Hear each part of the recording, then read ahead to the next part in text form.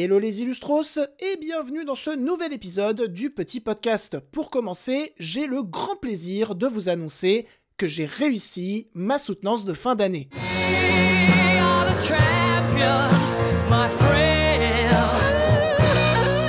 Ça méritait quand même un petit peu de Queen. Aujourd'hui dans le petit podcast, premièrement il sera question de Carry On, un thriller ultra haletant débarquant chez Netflix, et deuxièmement il sera question de la future adaptation cinématographique par James Gunn de Superman. Sur ce, si mon contenu vous plaît, n'hésitez pas à le liker, le commenter, le partager ou encore à vous abonner à la chaîne, ça fait toujours plaisir. Et maintenant, c'est parti! Bienvenue dans le petit podcast et bonne écoute. You think you can take control, huh? You're pathetic, and you're asleep. I guess I woke up.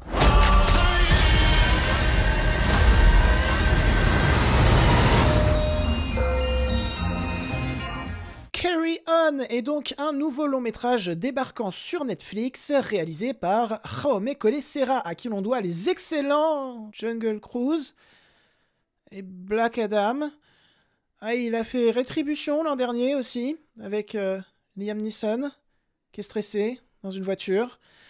Bon, ça ressemble vraiment à tous les derniers films de Liam Neeson. Bon allez, je suis méchant, Jaume Collet-Serra, il a quand même réalisé un long métrage en 2009 qui a gagné au fil du temps un petit statut culte, et il y a même eu une suite, ce film c'est Esther. Mais en soi, Jaume Collet-Serra et sa filmographie ne me parlent que très peu, sauf sur un point que je vais aborder un petit peu plus tard. Non, les vraies raisons pour lesquelles j'ai regardé Carry On, c'est parce que premièrement, au casting, dans le rôle principal, on retrouve Taron Egerton, qui est un acteur que j'aime vraiment beaucoup.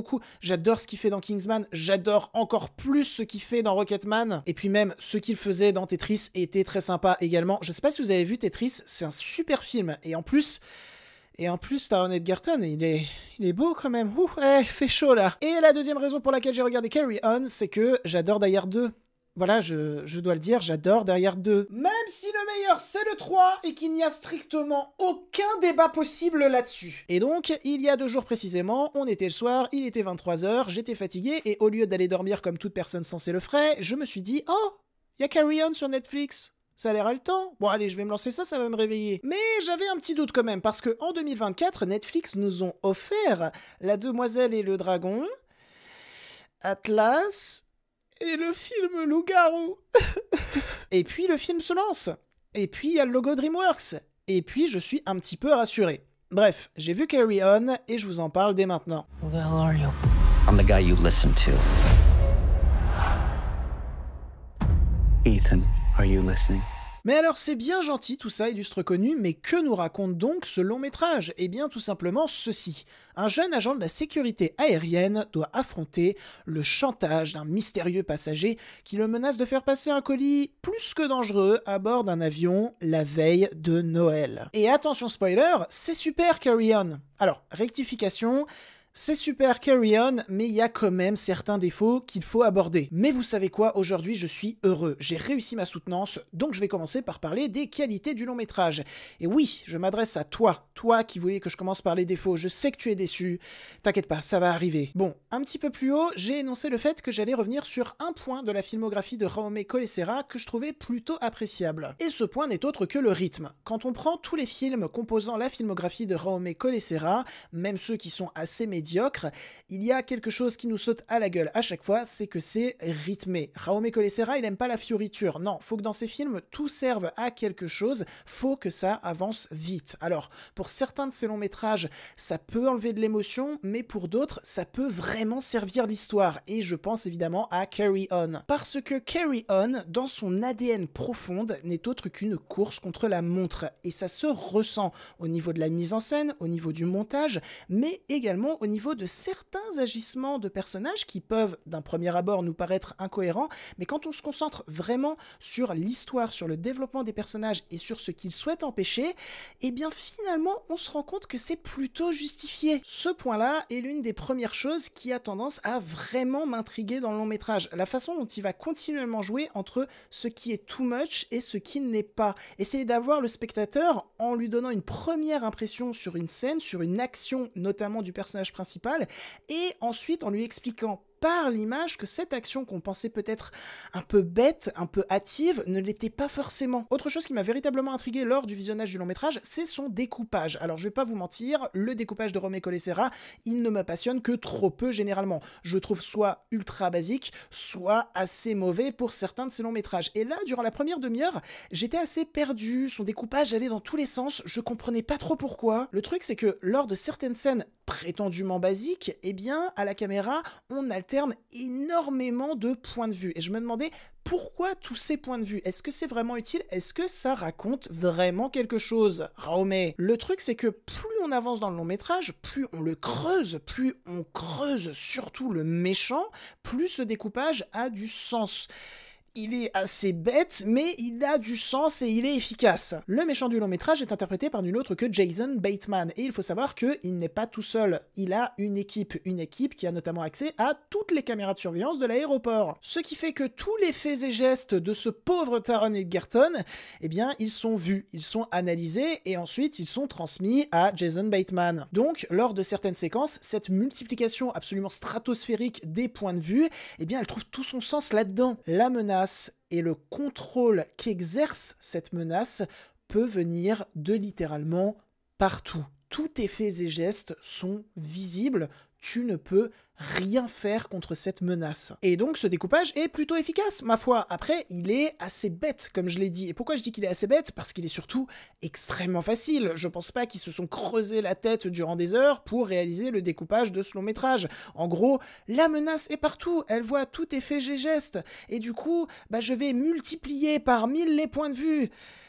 Ok, d'accord, on a compris. Je vais prendre en exemple un autre long métrage un peu dans le même style que j'adore et dont personne ne parle, à savoir Meurtre en suspens avec Johnny Depp. C'est un long métrage que j'ai vu petit et qui m'avait traumatisé, je l'ai revu depuis et rassurez-vous, je ne suis plus traumatisé. Et bien, au niveau de son découpage, ce long métrage était bien plus intelligent. Au niveau des points de vue, c'était moins aléatoire, c'était plus réfléchi et puis il y avait autre chose à se mettre sous la dent également. Ce qui fait qu'avec Carry On, quand tu comprends le sens de son découpage, dans un premier temps, tu prends un certain plaisir. Dans un deuxième temps, un peu moins, et dans un troisième temps, un peu, beaucoup moins. Cette phrase n'est pas française, mais de par ce découpage, ça va souvent être assez cut, sans être épileptique, et ça continue tout le long du long métrage de servir le rythme. Vraiment, le rythme de Carry On est excellent. Le film dure 2 heures, je ne les ai absolument pas du tout sentis passer, juste, tu passes d'un découpage qui, dans un premier temps, est intriguant, un découpage qui, dans un deuxième temps, est juste un petit peu plus lassant de par sa répétition. Mais en soi, je le répète, le rythme n'est absolument pas atteint. Et puis surtout, il y a quelque chose qui apporte énormément au rythme, c'est le méchant.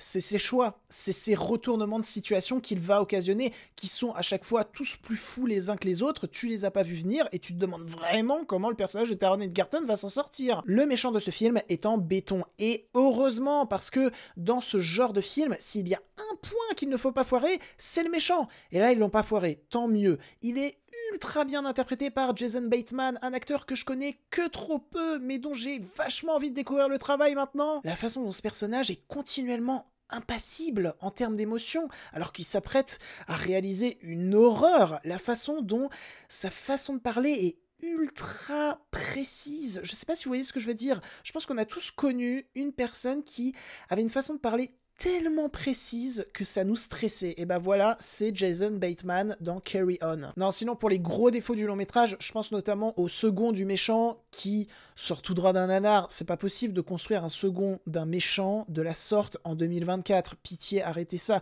Il est là, il pourchasse quelqu'un et à chaque fois il sourit, il rigole en mode non, non, non. Aussi, il y a le personnage de la compagne de Taron Egerton dont je ne me souviens même plus le prénom, c'est vous dire à quel point le personnage ne m'a pas marqué. Enfin si, il m'a marqué pour quelque chose, c'est à quel point l'actrice se démène pour délivrer des dialogues absolument pourris, mais pourris, c'est vraiment personnage-fonction. Love interest inintéressant. Et en Big 2024, on ne fait plus ça, s'il vous plaît. Il y a aussi une scène en voiture où alors là, Romé Colessera, il a complètement pété un câble à la réalisation. Il nous a sorti l'un des plans les plus laids de 2024. Pourquoi tu as fait ça, Romé? Ton film tenait la route en termes de visuel. La photo est plutôt sympa d'ailleurs. Et là, tu nous sors ce plan numérique absolument dégueulasse qui n'a aucun sens et qui ne raconte rien. Romé, s'il te plaît. Mais sinon, à part ça, Carry On, c'est vraiment sympa. Je sais pas si je l'ai dit plus haut, mais c'est vraiment haletant de par son rythme. Le personnage de Taron Egerton est intéressant, et en plus de ça, il est bien joué. Le personnage de Jason Bateman est encore plus intéressant, et il est encore mieux joué, et tous les retournements de situation qu'il inflige au fur et à mesure du long métrage sont complètement ouf et te tiennent en haleine. Le scénario, j'ai même pas parlé du scénario, je trouve vraiment bien tenu dans son concept. La photo est jolie. Non, c'est vraiment un bon thriller de Noël à mater sur Netflix. C'est un bon film Netflix. Ça fait du bien. Et maintenant, on passe au deuxième sujet extrêmement débattu actuellement, à savoir Superman par James Gunn.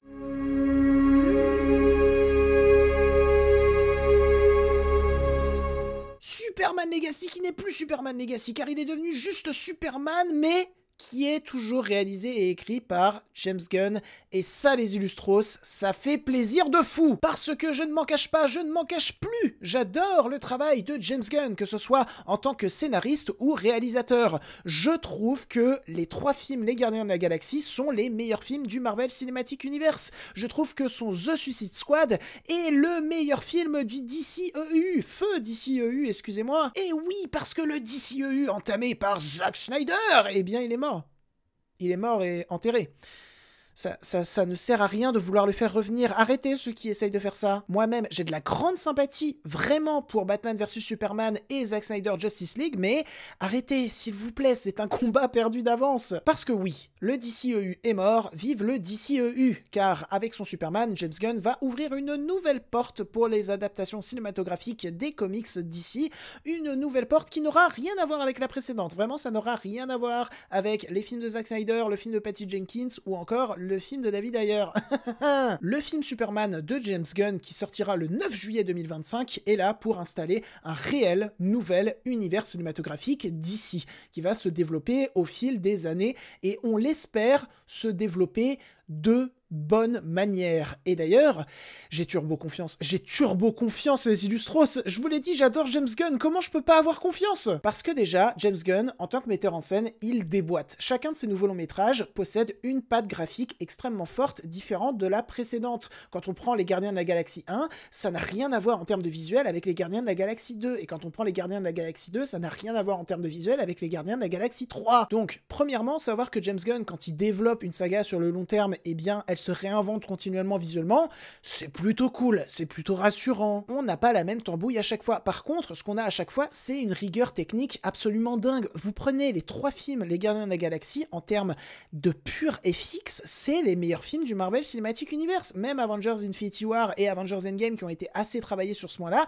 ils n'arrivent pas à la cheville des films Les Gardiens de la Galaxie. Moi, je suis toujours ultra impressionné par les tableau que nous offre Les Gardiens de la Galaxie 2, avec des couleurs, t'as l'impression qu'elles vont pas se marier ensemble dans un premier temps, et dans un deuxième temps, la manière dont elles sont agencées, eh bien ça fait juste trop plaisir à la rétine. Et puis surtout, ce qu'il faut pas oublier, c'est que James Gunn, avant d'être un très bon réalisateur et d'être un très bon technicien, c'est également un super conteur d'histoire. C'est quelqu'un qui a une réelle passion pour les comics, ça se sent, c'est quelqu'un qui va puiser l'essence des comics pour y apporter un rendu cinématographique, notamment en termes d'émotion, qui est à chaque fois chamboulant. Ok, James Gunn, il fait des blagues, mais il les fait pas à la Taika Waititi. Taika Waititi, il va désacraliser, il va désamorcer, et puis basta. Alors que James Gunn, il va te faire mourir de rire pendant une scène, certes, mais la scène qui va suivre va être vraiment un contrepoids absolument dramatique, qui va te rappeler qu'on peut rire, mais que derrière tout ça, il y a des événements extrêmement graves, importants et dramatiques qui se passent, et il va falloir se raccrocher à ces moments de rire, à ces moments de bonheur,